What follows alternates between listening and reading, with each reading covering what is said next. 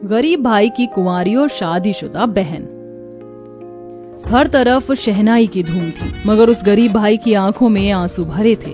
बहन की विदाई जो थी। लक्ष्मी, तैयार हो गई तू? लक्ष्मी को दुल्हन के रूप में देखकर उस भाई की आंखें डबडबा गईं। लक्ष्मी ने भराए स्वर से पूछा, भैया बताओगे नहीं कैसी लग रही है आपकी बहन? एकदम जूही की कली सी लग रही है। ए लक्ष्मी, तू खुश तो है ना? लक्ष्मी रोते हुए नरेश के गले लग गई। भैया।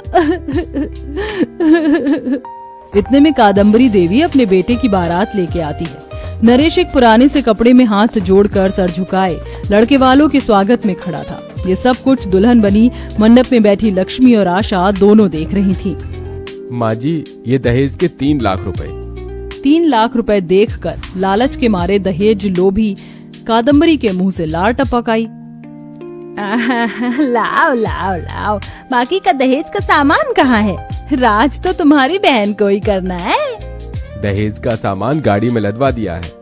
नरेश की माँ का निधन आशा को जन्म देने के वक्त हो गया। पिता का साया तो पहले ही उठ चुका था। ऐसे में जाते हुए नरेश की माँ उसे दोनों बहनों का कन्यादान करने का वादा लेके गई थी, जिसमें नरेश का बचपन कहीं खो गया और उसने दोनों बहनों के प्रति अपनी जिंदगी न्योछावर कर दी और रेड़ी पटरी खींच खींच कर पाई पाई जोड़कर आज एक बहन की शादी कर दी। पर बहन की विदाई के वक्त अपने आंसू को रोक ना सका।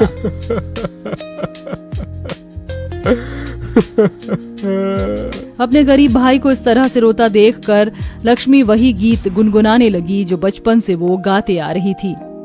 भैया तेरे अंगना की मैं हूँ वो चिड़िया रे, रात भर बसेरा है, सुबह उड़ जाना है। बाबुल का ये घर बहना कुछ दिन का ठिकाना है। बाबुल का ये घर बहना कुछ दिन का ठिकाना है। लक्ष्मी विदा होकर ससुराल चली आई और अपने गरीब आंगन में बैठा नरेश कहता है, माँ देख, माँ तेरे नरेश ने अपनी एक जिम्मेदारी को निभा दिया। माँ बहुत अच्छे घर द्वार में गई है लक्ष्मी, वहाँ वो बहुत सुखी रहेगी। उसके ससुराल वाले उसे बहुत खुश रखेंगे।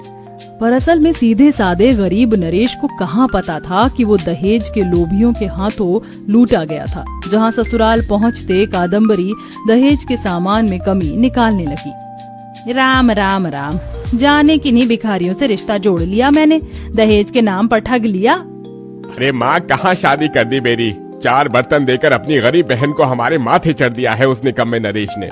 अपने भाई के लिए ससुराल वालों की ऐसे तानों भरी बातें लक्ष्मी से सुनी नहीं गई। उसकी आंखों से झरझर आंसू गिरने लगे। जी ऐसा मत कहिए, मेरी शादी के लिए भैया ने बहुत किया है।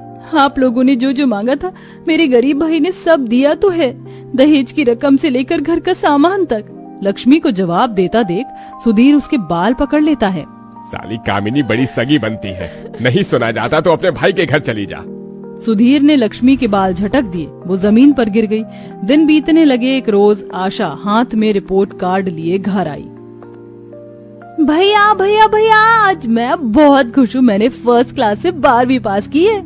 ये सुनकर गरीब नरेश की आंखें नम हो गई। ये क्या भैया, आप रो रहे हैं? अरे पगली, ये तो खुशी के आंसू हैं। अब सोचता हूँ तेरे भी हाथ पीले कर दूं। लेकिन भैया मैं अभी आगे कॉलेज पढ़ना चाहती हूँ। बस इतनी सी बात? तू पढ़, क्योंकि जितना पद बढ़ेगा उतना ही तेरे गरीब भाई का पद बढ़ेगा।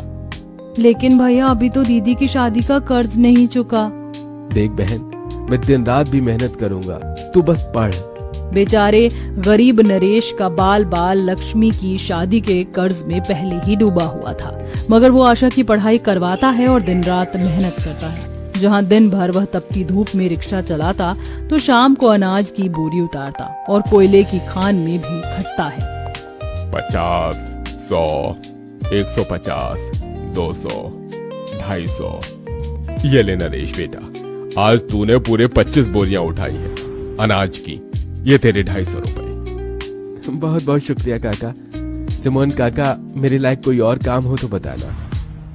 नरेश बेटा, पहले ही तू जरूरत से ज्यादा काम कर रहा है। चेहरा देख, अपना शरीर भी कमजोर सा हो गया है तेरा, थोड़ा आराम कर ले। काका, लक्ष्मी तो अपने ससुराल में खुश है। एक बार आशा भी पढ़ लिख जाए तो उसकी भी शादी कर दूं, फिर आराम ही करना है मुझे। भगवान तुझ जैसा भाई हर बहन को दे बेटा। तेरे बचपन से देखता आ रहा हूँ, तुझे बहुत कष्ट उठाने पड़े हैं। तूने अपनी दोनों बहनों के लिए बहुत कुछ किया है बेटा। पैसे लेके नरेश घर आ जाता है। वहीं कॉलेज जाते हुए नकुल और अमित नाम के दो लड़के बाइक पर सवार आशा को छेड़ने लगते हैं। आजा मेरी गाड़ी में बैठ जा, आजा मेरी गाड़ी में बैठ जा। अरे ओ मेरी बेबी डॉल, क्यों अपने दूध जैसे गोरे बदन को धूप में जला रही हो? आओ, हम भी कॉलेज ही जा रहे हैं, तुम्हें भी छोड़ देंगे।